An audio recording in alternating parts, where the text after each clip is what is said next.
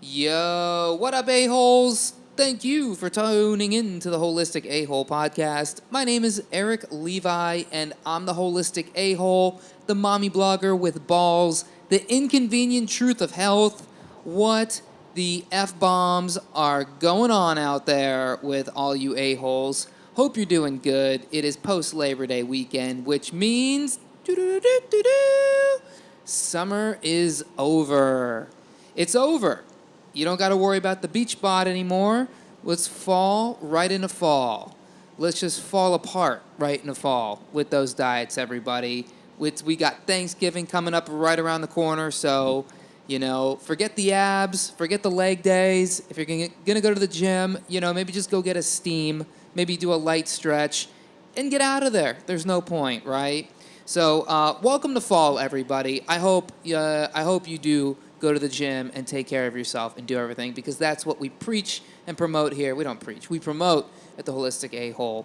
And today, I'm very excited because we have a very special guest joining us here today as we come into this discussion of weight loss and summer bods. Let me introduce my guest here today as maybe my favorite summer, fall, winter, and spring bod, the lovely Ms. A-Hole. What's going on, Ms. A-Hole? Thanks for coming on the Holistic A-Hole podcast. Hi, everyone. Excited for my very first podcast today. We're excited to have you here. So I wanted to bring the lovely Ms. A-Hole on because she's actually a health coach, a certified health coach through IIN. And so I wanted to bring her on because I had this thought the other day. So, by the way, if it's your first time here at the Holistic A-Hole podcast, welcome. And make sure you hit the subscribe button as we do these podcasts every week, a couple times a week, sometimes 3 if we're up for it and if we have the bandwidth. And make sure you hit the subscribe. And if you enjoy the podcast, go find the Holistic A-Hole on all the social mediums: Facebook, Instagram, Twitter, Snapchat. Not on Snapchat, but YouTube. Got videos on YouTube. And of course, if you love the podcast, make sure to leave a 5-star review. And one last thing, go, even if you're not new, if you've been here before, go join the Holistic A-Holes Facebook group. That's where all the good Mamma Jamma health talk is going down. We're sharing, all kinds of articles, like the breaking edge stuff you want to know about health, to be smarter than all your friends, prove people wrong in Facebook fights, all that great information that you're going to actually use in your life and not get lied to by the mainstream media and pharmaceutical industrial complex. Go join the Holistic A-Holes Facebook page, group, sorry. So, I got Miss A-Hole on here because, like I said, Miss A-Hole is a certified health coach, and she's helped people, lose weight, deal with all kinds of health problems, so she knows her way around these topics. And I wanted to run this by her because I was talking to a buddy of mine the other day, and he's an overweight fella.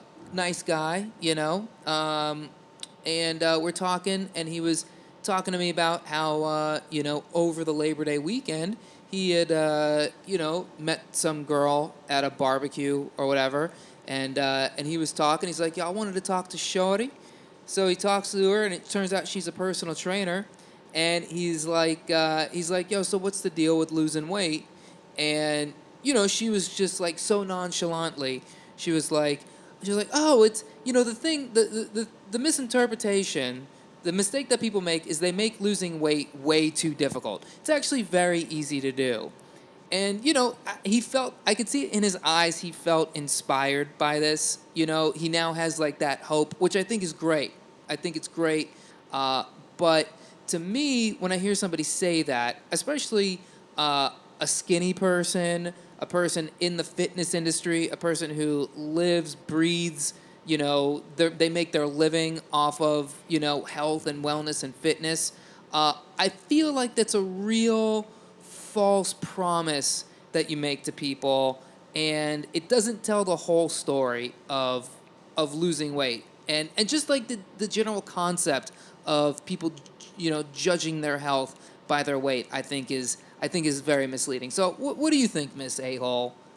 Yeah, that's a really interesting topic and question. So, with the weight, I think it really depends on your viewpoint, on your vantage point, and on your perspective. So the girl might have spent 10 years of her life studying wellness and health and weight and fitness. So for her, it's super easy because she knows what to do. But for someone who doesn't follow or doesn't do any of that, doesn't is not necessarily searching for that information, it's probably a lot more difficult. And for them to become easy, I think it really depends on creating habits that are going to make it easy. It really depends on the mindset, I think. It is all the mindset. And like I said, like I think it's great that you take that mindset that you're like, oh, this is it's easy to lose weight. So if it's easy to lose weight, then I can totally lose weight. I think that's a much better mindset if you want to lose weight, than thinking like, ugh, this is hopeless. I'll never lose weight, but yet you're still trying to do it. Yeah, and the thing with losing weight is that if we think even in epigenetics, they say that a lot of people think, no, I can't lose weight because that's just how my body is, right? And people are like, well, my family is the same way, and that's just how I am. And to some extent, maybe yes, but in reality, if you look at epigenetics, 95% of our genes are actually susceptible to change, which means they respond to our environment, and the environment includes what we eat, the air we breathe, and even the thoughts we think. All of that influences our genes. And 95% is huge. That means only 5% of our genes are actually not susceptible to any change. And now, with that said, a lot of people find it, you know, difficult because they might try some crash diet and they'll go for some big result. But I think it's much easier and much more sustainable when you actually start approaching it not as something I'm gonna do for 2-3 months and get to the end goal, but you approach it as, okay, it's not a goal of mine to lose weight. Right. Instead, my goal is to become my best, healthiest self. And when you approach it, that's a completely different intention. And when you think of that different intention, then you start to think, okay, so how does a person who has their ideal weight, how does that person behave? And then you start to do small things to start essentially changing the habits, because it's what you do every day. It's not what you do for 1 month or 2 months to get to your preferred weight. It's what you do daily, on a daily basis, month after month, year after year.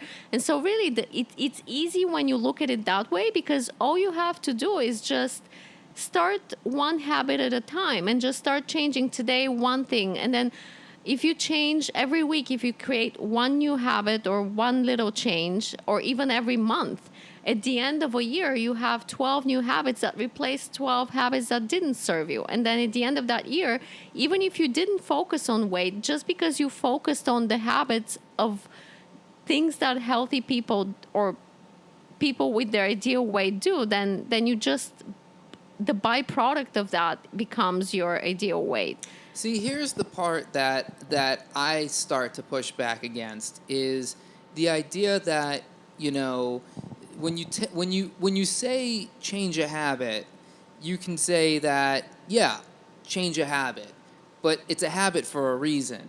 It's like, I think of it like the old like carriage in the gravel, example, where it's like that carriage tire or wheel has gone over this gravel back and forth so many times that the groove is just laid in there. And that's basically what a habit is, and the longer you've been doing something some way, for overweight people, it's eating the wrong food at the wrong time and the wrong scenario. I mean, there's so many factors, other than just eating, like when people say eat right, it's like what overweight people or even people who are, skinny. Some people, skinny people are in terrible health, and just have no idea what it means when people say eat right, eat better, eat in moderation. It's like these are habits that are so far ingrained in somebody with so many different triggers and rituals and routines that it's like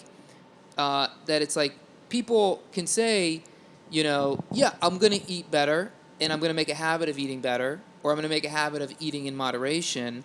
But it's even further than that because there's so many triggers and scenarios that you have to control for to make sure that you have control in that situation. So that if you do maybe say, okay, cool, I got 2 days, I'm not, binge eating right before I go to bed.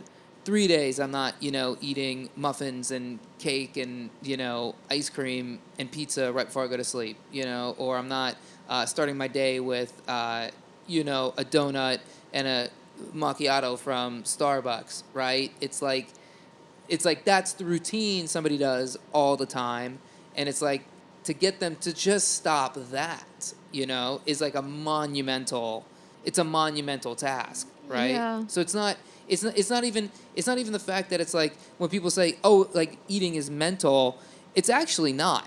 Your body, your subconscious is controlling you so much more than you understand, you know? And it's not just like this imaginary back of your reptilian brain subconscious. It's like your microbiome, your hypothalamus, your pituitary gland, all the functions of the body are are basically what is controlling your emotions, your thoughts, your hormones. Where do hormones come? The actual physiology and anatomy of your body. Hormones are just little things, little fucking bubbles of whatever that communicate between cells, and organs and stuff.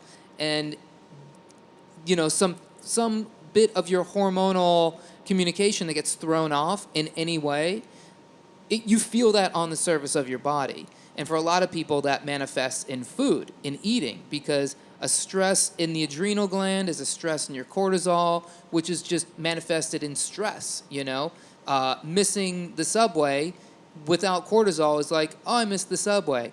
Missing the subway with increased pumped up, adrenal cortisol is like, motherfucker.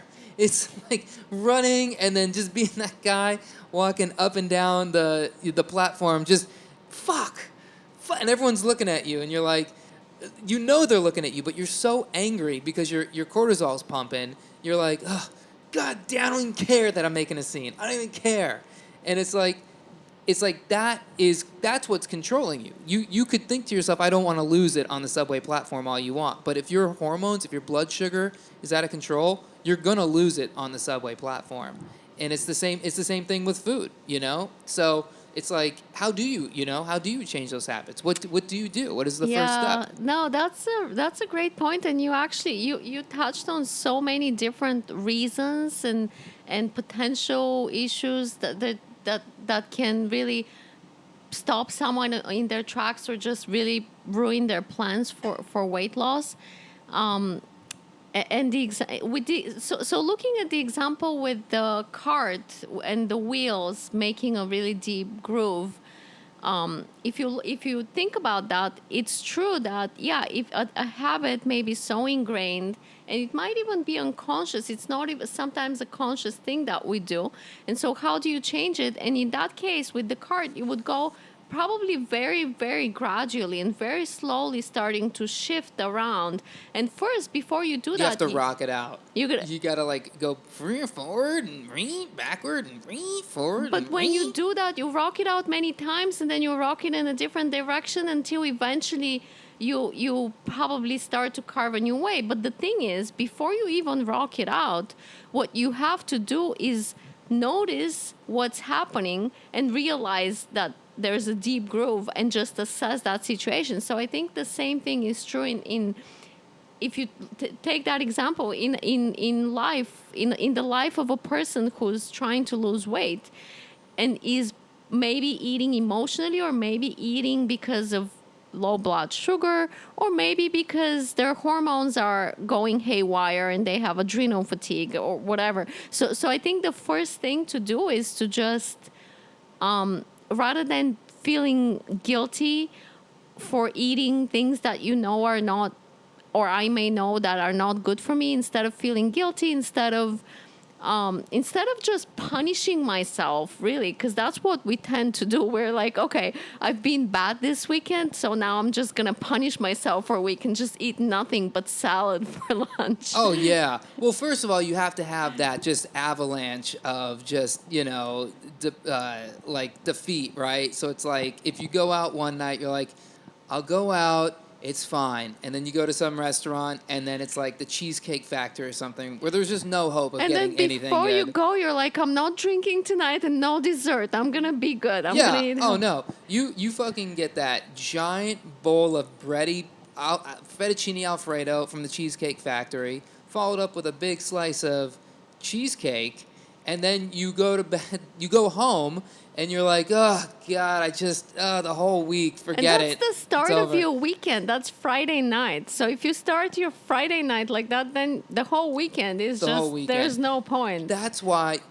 Monday mornings are legitimately the worst you're going to feel all week, because you destroy your body Friday night, Saturday. Oh, well, I shouldn't even say like Friday. Everybody's like, every office you go to, it's Friday bagels, Friday donuts. Oh, we Friday. used to have a 4 o'clock beer hour at Yeah. our office. See, I didn't work anywhere cool like that. I don't know where you worked. You worked on like those Software company startup. No, the Wolf of Wall Street over here. You're like, hey, we're doing cocaine. Yeah, it's Friday morning. I did work on Wall Street, but it wasn't like that. It was very boring. It was actually very, very, very boring. See, if I was gonna work somewhere on Wall Street, I would ask them if they were like, "Do you have any questions for us?" I'd be like, "Yes. How much cocaine do I get? And do we just party 80 hours a week here? I'll get the work done, but there better be a beer cart going by here with a nice rail that I can snort it up and just start accounting, just going crazy, just doing people's taxes. Oh, let's go, baby." That'd be fun. See, in that case, I'd want to be an accountant. However, that was never on the docket. Whenever I go to like H&R Block, they're never all like Wolf of Wall Street coked up, like, yeah, April 15th, right around the corner, baby. Pound your chest, pound your chest. I never get that guy. It's just you never know which company you're gonna be in. Yeah, how did we get on that topic? Let's see. So I mean, okay, so you start being Oh, yeah, guilty, the guilty, and yeah. then just being punishing yourself for having a weekend of splurging, having fun with friends, and just doing whatever you like. And so I think that's where things start to go in a direction that's not the best for us, because instead of punishing ourselves, instead of feeling guilty, I think what actually is more effective is to just start to notice our patterns. Just start to notice, okay, I'm starving now. What exactly am I craving? Or, okay, I just had a meeting and I'm feeling so anxious, and now I gotta go get like chocolate or a Snickers bar or something. Or, I just... It's Thursday night, and that guy I like hasn't gotten back to me, or that girl I like is still not telling me if we can hang out Friday, and I'm nervous and I don't know what I'm going to do this weekend. So I'm just going to go have, a cheesecake or whatever. So I think the first step is actually noticing what are you actually thinking before you reach for that thing that you tell yourself you're not going to eat anymore. What is your thought process? What are you thinking? How are you feeling? And so it's the awareness. And once the awareness comes, then there's also a lot of education that comes with, okay, now that I'm aware why I'm reacting or what I'm feeling, what I'm thinking, is it that I'm anxious? Am I reaching for ice cream when I'm depressed or when I'm feeling down? What is going on? Once you figure that out, then obviously that's for the emotional component if you notice the emotional component, then you work with that, and then See- you work with. But then there is the hormonal component you addressed. For that, education. Yeah, there's so much to be done. The adrenal fatigue, which I'm dealing with right now, actually, and that's a huge one. And for a long time, for the last 3 years, I've been my ideal weight for the first time ever. I'm actually in my mid-30s. I'm in better shape than I was. Whoa, we don't gotta tell the listeners all that. They know too much about us now. Yeah, no, but it's true. In my mid-30s, I'm in better shape than I was in my mid-20s. In my mid-20s, I constantly struggled with a muffin top. You're and what the kids would call a cougar. Well, I don't know, because I don't think so. Because see, Yeah. 30s is the new 20s now. Okay. Cougar is, I think, 50s. Well, yeah. So like all the 21-year-olds, they're like, yeah, I want to get a cougar. Like, yeah, that's what that's the prize of being, taking care of yourself in your mid-30s. 21-year-old dudes are like, yo, she's a cougar. Yeah, but You're see, not a I don't MILF, though, see, 'cause I you don't got no see kid. myself. But see, it's like it's about how you feel. I still feel in my mid-20s. But so that's the doesn't thing, though. matter. It's about how you feel, and how you feel is controlled by your nutrition. It's controlled by By your thoughts, your nutrition, your habits, It's controlled by the chemicals in your body, right? your mindset. See, so Yeah. this is like the thing that drives me crazy is like when people want to have this discussion about depression, for instance, right? And everyone says like, oh, it's nobody wants to talk about how it's a chemical imbalance, that it's so much more than just like the feeling. It's like, yeah, that's exactly what it is. It's a chemical imbalance. And guess what controls your chemicals? Your environment, the things that you put in your mouth, the things that you put anywhere in your body. Mostly your mouth, though. This affects the chemicals in your brain. This affects the chemicals that are running all throughout your body.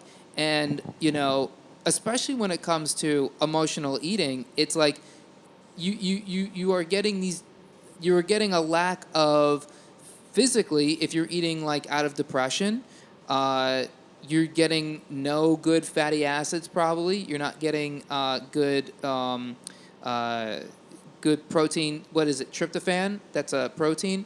You're not getting enough tryptophan, or it's not being broken down enough in your body, in your digestion. You're not getting these chemicals that go in through your gut and then create serotonin, which is the actual chemical you need to feel happy, or to not feel depressed. That's why they say ice cream is the best food for depression. Not the best, but the best food that people reach for when they're depressed, because it has dairy and sugar, and those things are what gives you that instant It's kind the- of comfort feeling, and the sugar gives you that boost, and it lifts you up. Well, and then you specifically, crash. in ice cream, it's the casomorphines. Yeah. It's the casomorphine. And guess what's in the word casomorphine? Morphine. Oh, you mean that stuff they give you when you're like, like super depressed, or like when you're like in the hospital and In pain, in physical pain. physical pain. Yeah, that's what's in milk, right? So that's for the emotional pain, right? Because you get morphine for the physical pain, but then Yeah. that's really interesting. Yeah, for that's sure. why when you eat ice cream or you drink, like people love dairy, people love milk. You put milk in your coffee. People love milk. I used to love milk. I have to drink fucking nut I milk. worked with a guy who I could never understand that, but in the office way back when I used to work in an office, there was a guy who would drink at least a gallon a day. He would bring milk cartons with him to work, and that's what he lived off of. I'm like, dude, how do you survive on that? How is that not completely demolishing everything in your body? Yeah, But it's yeah. And then what is the lactose? That's the sugar. I mean, most people can't even digest that. Isn't that fucking crazy? It's like this substance. It's like something that makes you incredibly happy, but your body is not even built to like break it down. Milk, if you think about it, milk is is food for baby cow, for baby calves, for the baby of a cow, and it's designed to make a little calf. Is that how Yeah. the baby cow is called? Is designed to make it grow into a like a 500 to maybe 1,000 pound cow.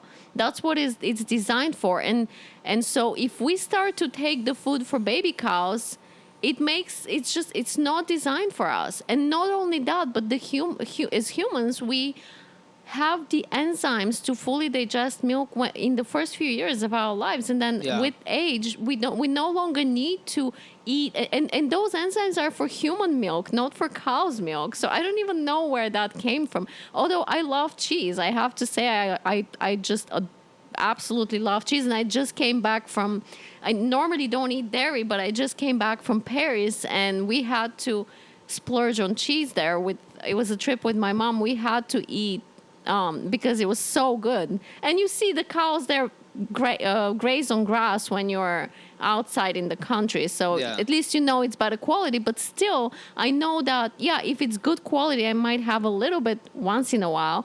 But generally, it's not food designed for us to break down. But you also have these, like in the context of like trying to lose weight, it's like, okay, this just proves this whole calorie theory is just stupid, right? Because you could have, 3,000 calories a day of just like, really high quality meats and vegetables and be fine. Or you can have 3,000 calories of like garbage, okay? And it's two completely different things are going to happen to your body.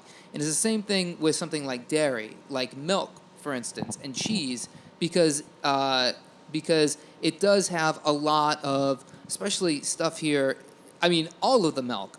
Unless you can get your hands on raw milk, which you can't even drink that much of. But most people just down so much milk in this country here, and it's all made from the cows that are raised, with hormones pumped in them, and antibiotics is the big one.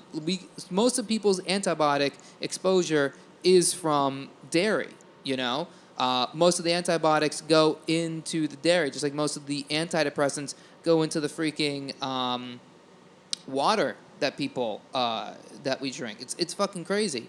But so people are drinking this milk, and in the milk you get the casomorphines, you get the IGF-1 growth hormone, you get the of course the sugar, the lactose, right?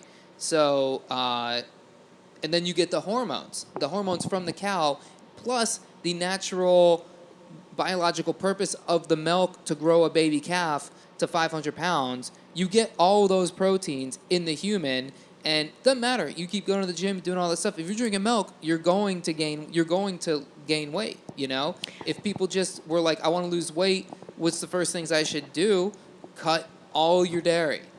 On top of cut soda, dairy, Sugar, yeah. anything sugar, get rid of it. But yeah, so it's tricky because those are the comfort foods that people reach for. And so what do you do when you know that this is not serving you, but you're craving it at the same time? And it's interesting because I'm doing this really restrictive protocol now. It's basically kind of like an elimination diet, like a variation of paleo, and I'm only doing it because I like to experiment, and I just came back from a trip, and I was gone for 3 weeks, and not all of these 3 weeks I ate the way we normally eat, which is mostly home cooked food.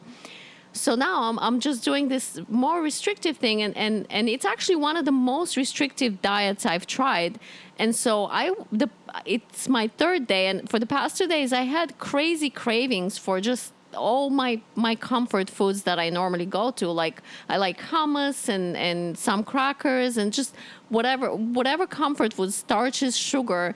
So what I found was actually I can make all of my favorite foods with better, healthier alternatives that are within my diet right now that I'm following. Yeah. And so these days, I mean, over the past 10 years, there's just a proliferation of blogs that are giving you so many recipes and even in the supermarket, there are just alternatives to everything. So I think the first thing to do is, if you're trying to reduce something, is see how you can keep your comfort food but replace it with a healthier option, and just look to see what are the healthier options out there. I found some recipes that I just made today that are amazing, that I'm now going to incorporate even after I'm done with this 30-day diet that I'm following. But see, here's the thing about recipes is the complaint that people have,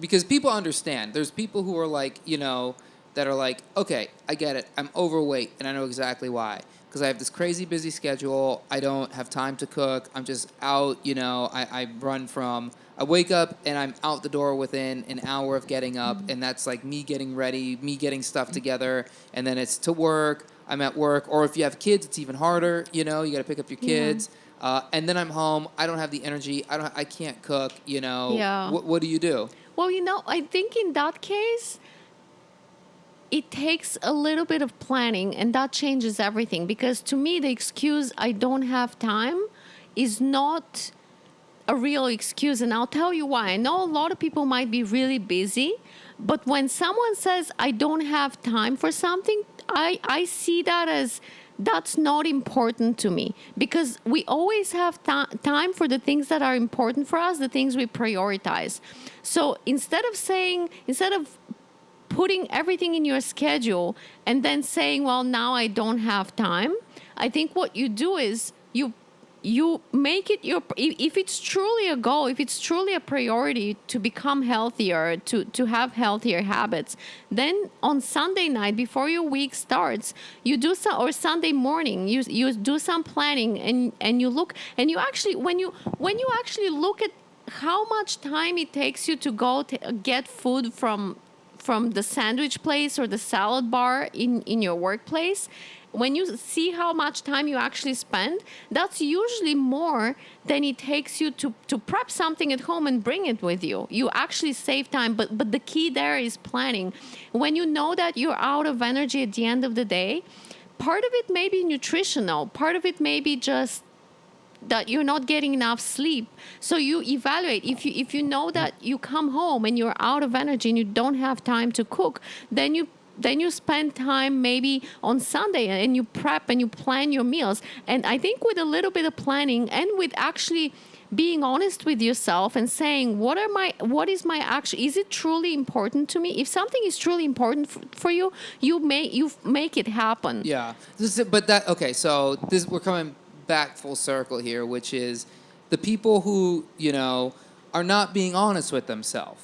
I think in the end, who is weight loss easy? Yeah, if you want to do it. If you genuinely want to lose weight, like you hit that rock bottom, whatever it was. Like you had that just experience where you were like, you saw the scale, you saw somebody you used to know, and whatever. You just had an experience. You tried to fit in your jeans from last summer, right. and There's an actual what is it, like physical experience. Like you feel it in your bones, and you're like, okay, I've said this a million times.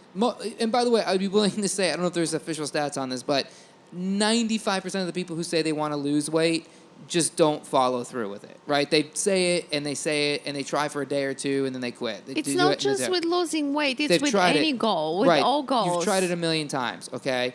But if you want to lose weight, it's like you said, you will seek out the resources to do it. And believe me, there's plenty out there. You can listen to a billion podcasts, you can read a billion blogs. You don't have to spend $1 to figure out how to lose weight, or you can spend thousands of dollars and figure out how to lose weight. Everything in between. It's really, as the personal trainer who we started this conversation off said, it's not that hard.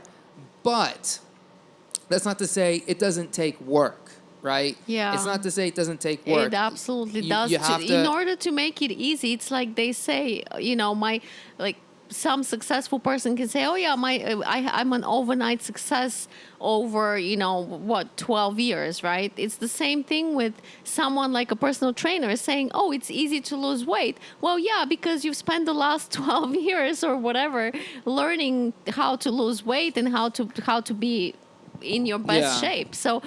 But the thing is, it doesn't. I think the key is, if someone is making it, if someone decides that it's truly a priority for them and they're still having a hard time, there could be many underlying reasons. Sometimes it's not about, sometimes you may be going for the healthy foods, but it's, you have to look at it holistically and look at emotional reasons for eating, look at any potential root causes such as adrenal fatigue, blood sugar imbalances. And so for all of that, seek information. But it starts with questioning. So questioning, being aware, first of all, of your patterns and your habits, and questioning, why am I craving this? What exactly is happening when I'm reaching for the foods that I don't want to reach for? And how can I add things? And the principle that you talk on your podcast, the crowding out principle, which I also